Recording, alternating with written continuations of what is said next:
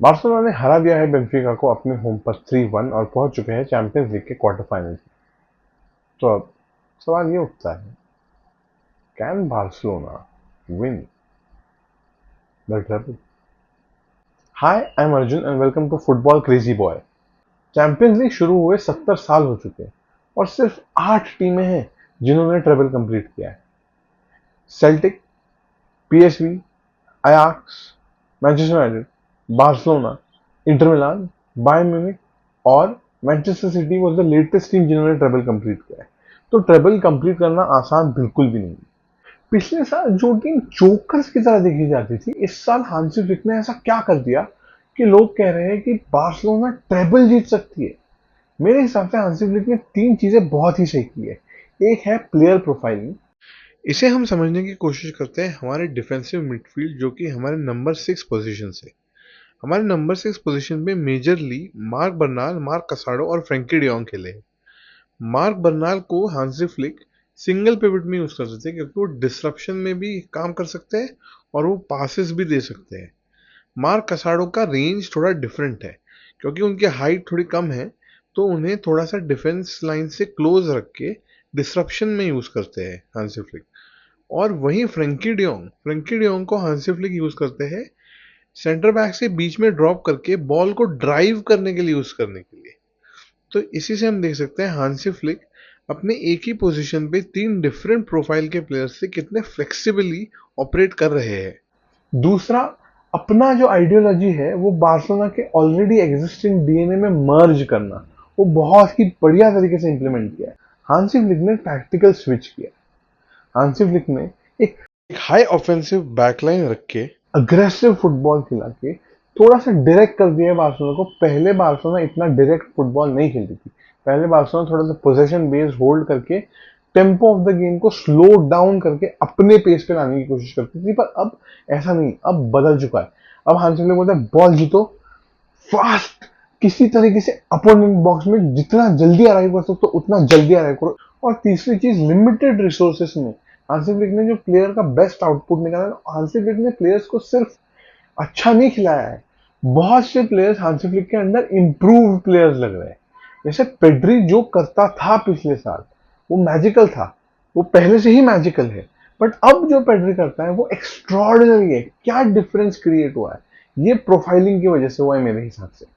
Frenkie de Jong, Pedri, Raphinha is the biggest example of improved player. He is the most improved player of Barcelona for years. I think इतना improvement मैंने किसी player में देखा ही नहीं है Barcelona में जितना राफिनिया इम्प्रूव हुआ है। और इसका कारण ये है कि मुझे ऐसा लगता है कि हांसी फ्लिक जो एनवायरनमेंट क्रिएट किया है ड्रेसिंग रूम में, of a family, of a bonding environment, ये क्लब का ऑलरेडी एग्जिस्टिंग कल्चर है। मेस्क्यूइन क्लब ऐसे ही नहीं कहते बार्सिलोना को, बट हांसी फ्लिक ने उस चीज को इस तरीके से इंप्लीमेंट किया है अपनी आइडियोलॉजी के साथ मर्ज करते हुए कि बहुत ही बेहतरीन, बहुत ही उम्दा रिजल्ट सामने आ रहा है।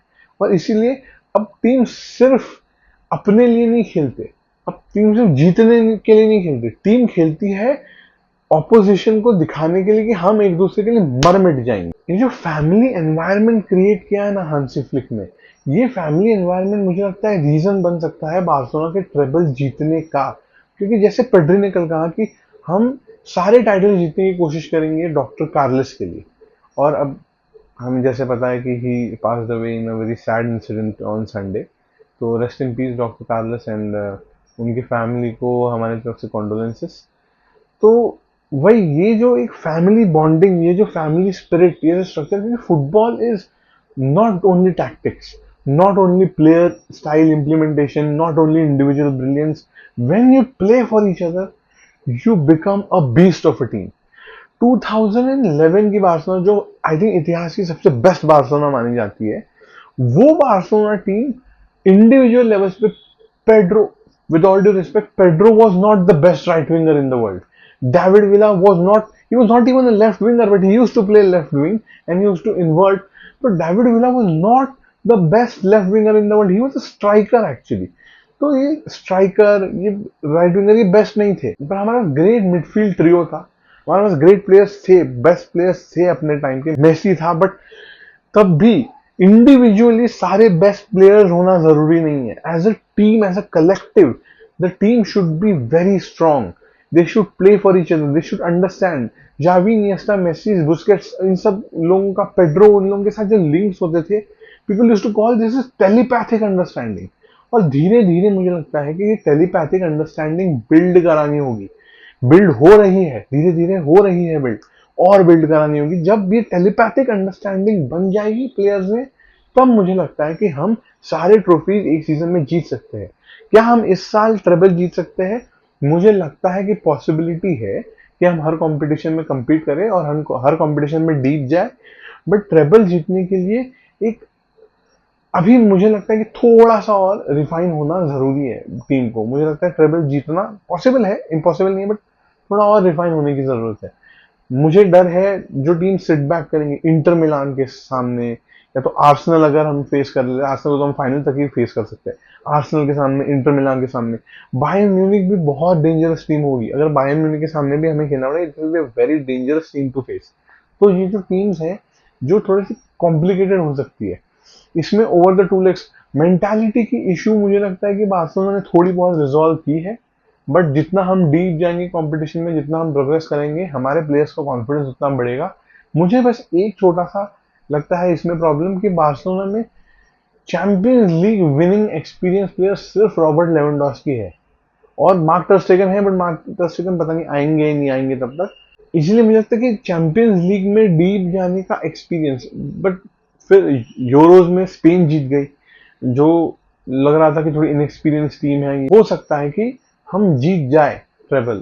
बट मुझे लगता है ट्रेबल जीतने के लिए अभी थोड़ा सा हमें और, ऐसे मैं नहीं कहूँगा इंडिविजुअल प्लेयर्स की ज़रूरत है. इंडिविजुअली हमारे पास सारे प्लेयर्स है, but do we have that experience? क्योंकि 2 साल पहले सिमिलर टीम इंटर मिलान की फाइनल्स तक पहुंची है. बायर्न म्यूनिख की टीम बहुत एक्सपीरियंस है, उनका मैनेजर एक्सपीरियंस है, बट टीम बहुत एक्सपीरियंस है.